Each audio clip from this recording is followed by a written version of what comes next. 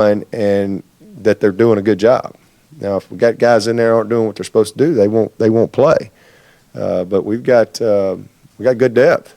I mean, it's no different than to say that Tremaine Ankrum doesn't. That'd be like having Isaiah Battle last year at left tackle and saying Mitch Hyatt doesn't go play.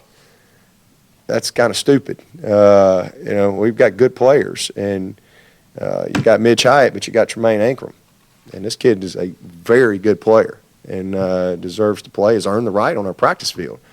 But we got some guys where it's a little closer than others, but no, those guys are doing a heck of a job in there. Who's been the guy that kind of fill in for McLean this year in that leadership role? Jay. Yeah, Jay. Jay's he's as good a leader as you can have. I mean, he's done a great job, and did last year too. I thought last year he became a great leader for us. I mean, he's perceived that way by his teammates, he and Deshaun, and really pleased with what Jay's doing.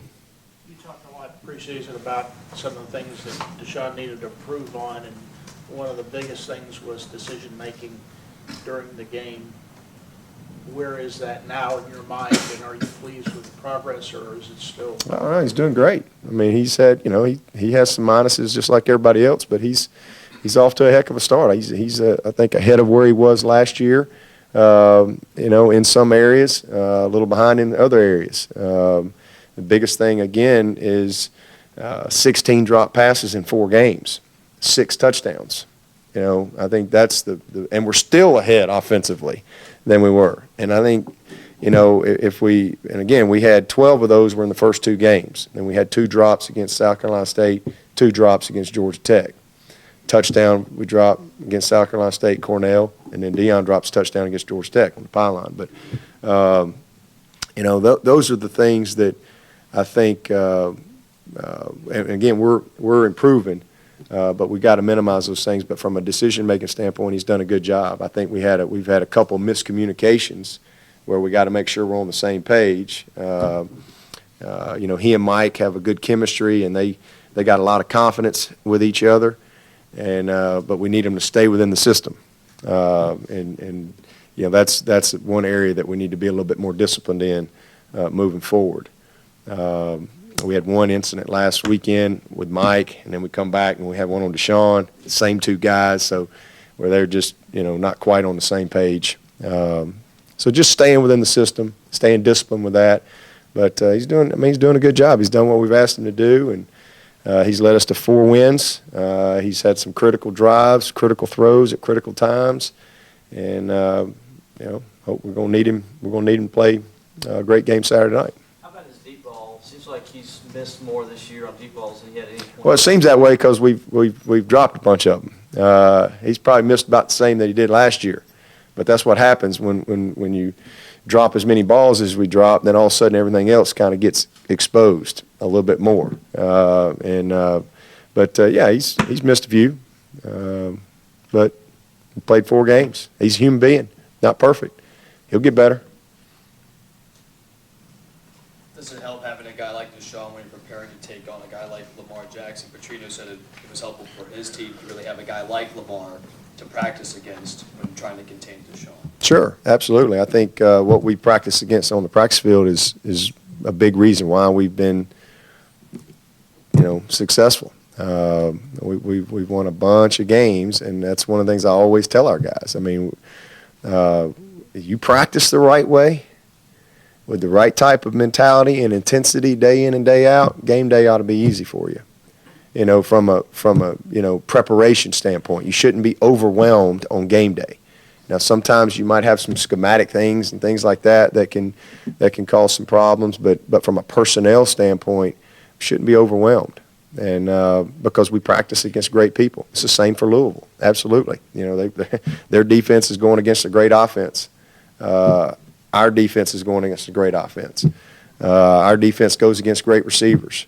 Our receivers go against great DBs, and vice versa. And when you have that, that's why they're a good team, because again, that not everybody has that, and that's really the secret sauce. When you've got that type of competitiveness on your practice field, it makes game day a lot easier for you. give the defense a good look as a Jackson substitute? No. Brent right now is working on his hurdle move for today. I think we're going to put in the hurdle today with Brent. Brent was our quarterback last night, so he's quicker than you think, though. He's quicker than you think. Dabo, would you be surprised to see these two guys aren't in New York? I mean, I know it's early, but as far as the Heisman, I mean, do you expect both of these guys to?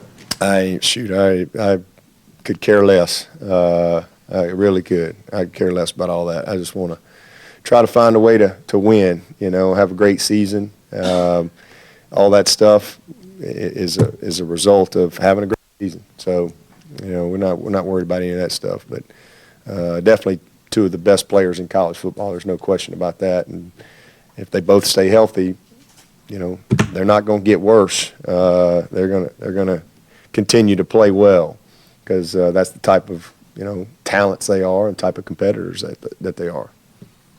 I didn't know Trayvon Mullen is cousins. I don't know if y'all knew that or not with Lamar. I think their moms are sisters. So.